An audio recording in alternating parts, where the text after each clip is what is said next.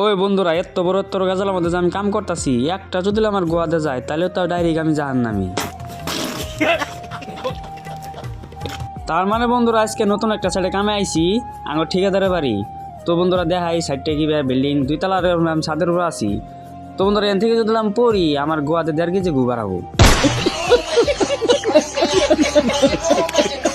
তো বন্ধুরা বেশি বাল পাক নামে পেছাল না পেরে সুদা কাম স্টার্ট করে দিলাম। তো এইভাবে কাম করতে করতে যখন কষ্ট হয়, এরকম তখন মনে হয় যে বউ নাই পোলাহান নাই, বাল দিয়ে কাম করি।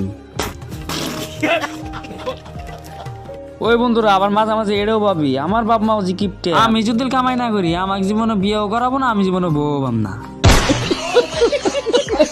তো যাই হোক বন্ধুরা, সবই ফানি। তো বউ বলার না থাকলো, বাপ মাও তো আছে, তার জন্য কামাই করে নেবো। তো বন্ধুরা আজকের ব্লগটা কেরা এখন থেকে দেখলা অবশ্যই কমেন্ট করে জানাবেন, আর অবশ্যই পেজটিকে ফলো করে দিবেন, আর ভিডিওটি শেয়ার করে দিবেন। আবারও দেখা হবো নতুন একটা ভিডিওতে। আজকের বারে বাই বাই।